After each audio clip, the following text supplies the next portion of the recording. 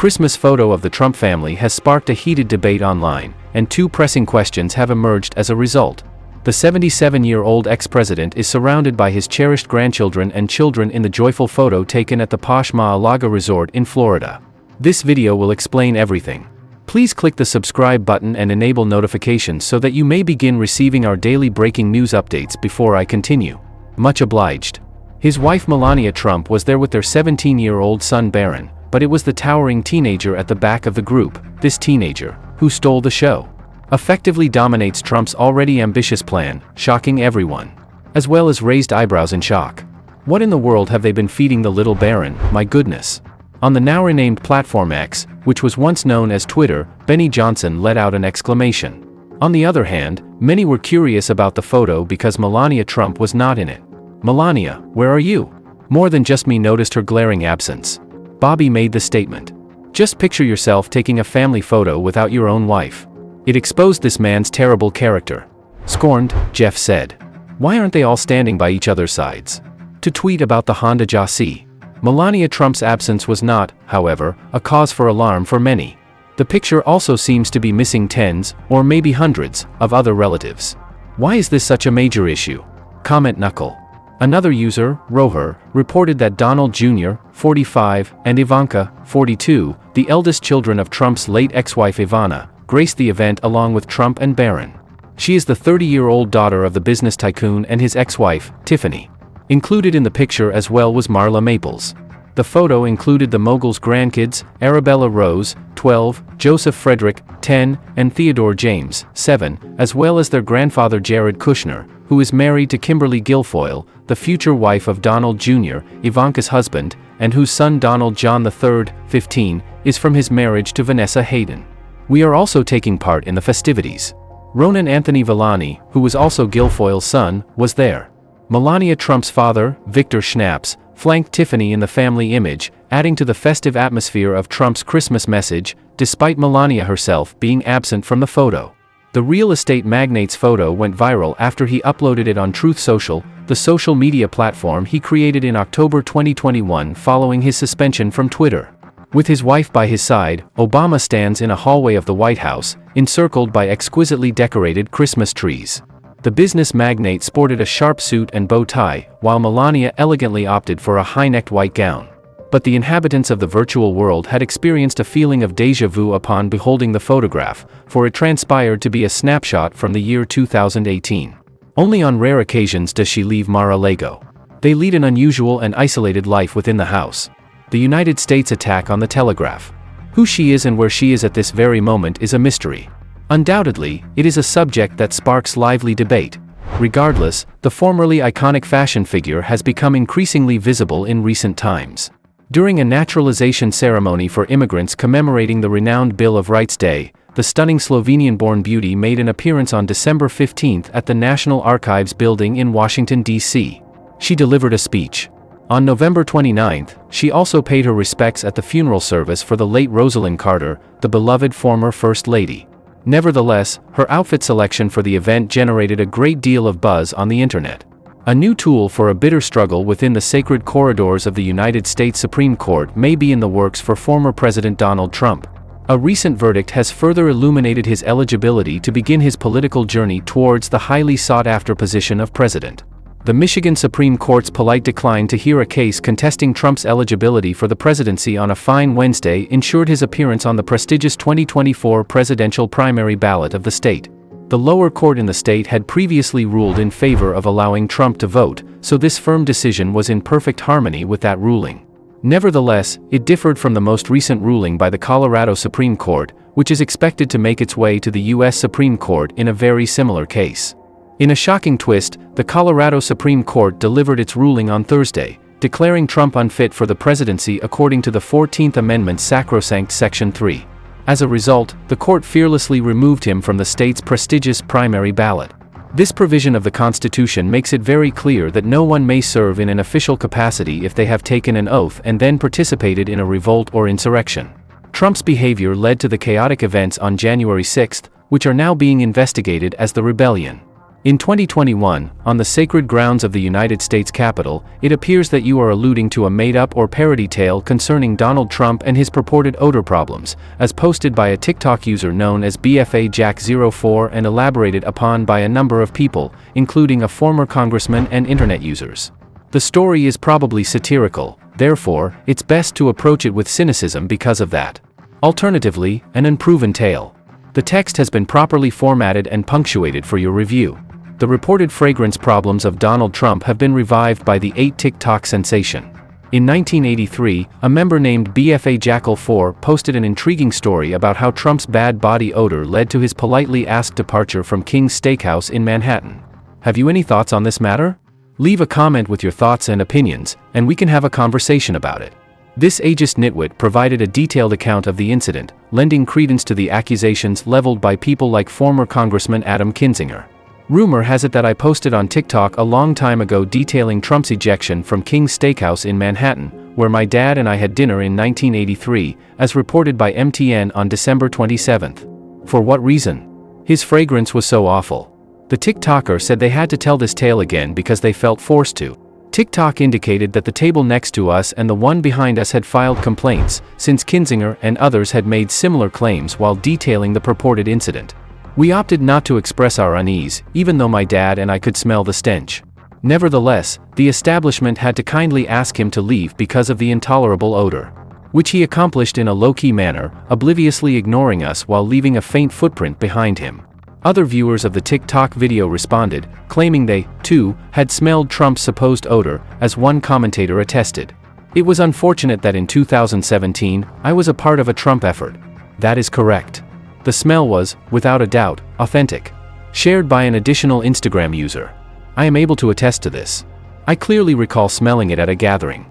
However, skepticism over the authenticity of the TikToker's tale emerged in the early 1990s, after the celebrations had concluded.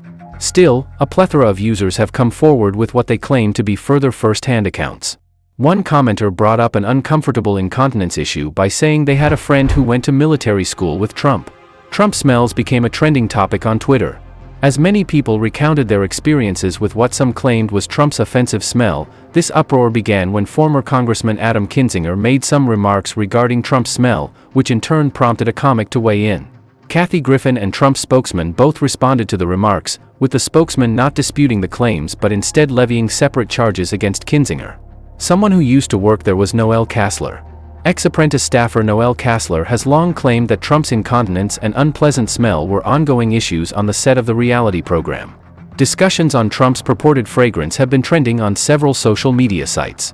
Adam Kinzinger, a former Republican congressman, caused a sensation when he said that Trump supporters should hide their faces.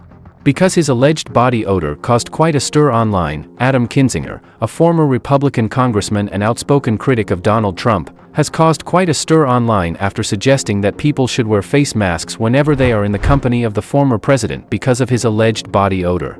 Kinzinger made his statement on Twitter, which has since generated interest and prompted a response from Trump's spokesperson. Kinzinger put an element of surprise into his statements when he said, "If you have the means, don a mask on the internet platform." I can't believe Trump's inner circle hasn't noticed the aroma yet.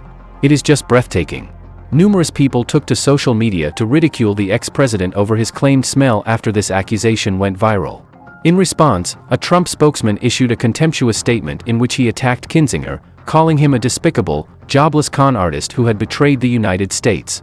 In a discussion with Mary Trump, Kinzinger chose not to reveal the details of Trump's perfume, despite previous vague references made by detractors to a peculiar aroma connected with the former president. Comedian Kathy Griffin, Trump's niece and author, likened the president to an unusual combination of body odor and a perfumed cosmetic mixture.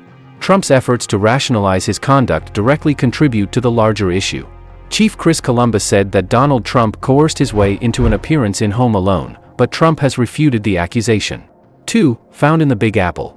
This ex-US film's production crew begged me to appear in the film, the president remarked on his web-based entertainment platform, Truth Social. The 1992 film, Trump remarked. They signed a lease with the New York Plaza Hotel that I was the owner of at the time. At the time, I was overwhelmed and had no desire to complete it. Though pleasant, they were unrelenting in their pursuit of perfection. Everything else is history after my agreement. The film was and remains a huge hit, particularly during the holiday season, thanks in large part to that brief appearance. Whenever it airs, people start calling me. Additionally, please feel free to share your opinions in the designated area. A thumbs up would be great if you thought this video was informative. The police have confirmed that Congresswoman Marjorie Taylor Greene's home was the victim of a vandalism incident over the Christmas holiday, and Marjorie has now lost it all. We will explain everything in this video. Please click the subscribe button and enable alerts before I begin so that you may begin receiving our updates. Much obliged. On Monday, Marjorie Taylor Greene announced that she had been the target of yet another swatting at her Georgia residence. The local police department confirmed the event to NBC News. "For the 8th time, I was really crushed." Maggie Rodney Bailey of the Rome Gay noted in a post by Greene that she will be spending Christmas here with her family.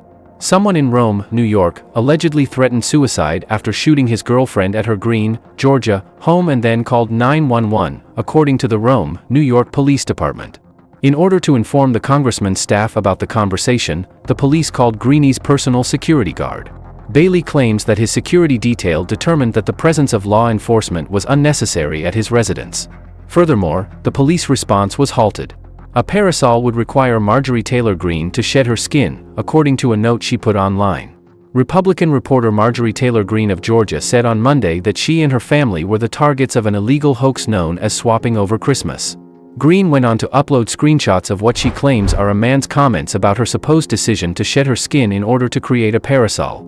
No substantiation has been provided for any of these claims. Greene, who recently assaulted House Speaker Mike Johnson, claims that this is the 8th time she has been hit. She mentioned that the incident occurred during her Christmas celebration. "My local police department is the biggest, and there's no need to deal with this," she remarked, adding that she has family here. "My family and I are jubilantly celebrating the birth of our Savior, Jesus Christ, and I am deeply grateful to them." A few hours after the incident, Greene allegedly linked the crash to a text message that Brian Glenn, Greene's boyfriend, had received. "A few days ago, and again this morning, on Christmas Day, I felt devastated. The man threatened to shoot me in the head and skin me for a parasol on Thursday, December 21. Greene described him on Monday as a psychopathic killer who would resort to any means necessary to inflict physical harm on his victims. According to him, President Trump and Brian should have their skulls bashed against the sidewalk. Greene continued by stating that law enforcement has still not apprehended the person in question. They simply called him in. "We received this email from the Cape Town Police Department about his statement, the complete ridiculousness of their reaction, and their failure to act upon it. Surprisingly, they chose not to apprehend this individual." The congressman mentioned that he is fortunate to own a rifle. She proceeded to compare it to Jen Shore's.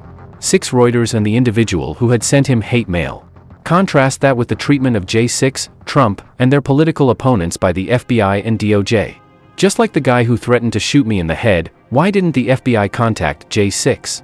Justice and an umbrella made from my flesh. Stop trying to track them down and put them in jail. Instead, ask them what they said on January 6, 2021. Following directives from the Department of Justice, which practically daily issues new arrest warrants. For those who think the 2020 election is. Also, if you go through his posts, he claims to know who the FBI agent is, expresses his admiration for them, and even claims that they are trying to recruit him. The FBI is looking for a potential assassin for President Trump and a member of Congress. As the authorities investigate, 2 of the targeted GOP members allegedly exchanged calls on Christmas Day, according to posts on X, previously Twitter. Chokehold calls were made to 2 Republican congressmen on Christmas Day. On Monday, the first person to receive a heated call was reporter Brandon Williams of RNY. The congressman made a comment about X's plight. "This afternoon, someone broke into our house. I appreciate the military and deputies who got in touch with me before they showed up. Spiced nuts and handmade cookies were their departure gifts." This is Williams' way of saying Merry Christmas to all. Williams chimed in as well. Both the Capitol Police and the local police are investigating the incident. "The police officers who protect us now and every day have my deepest gratitude.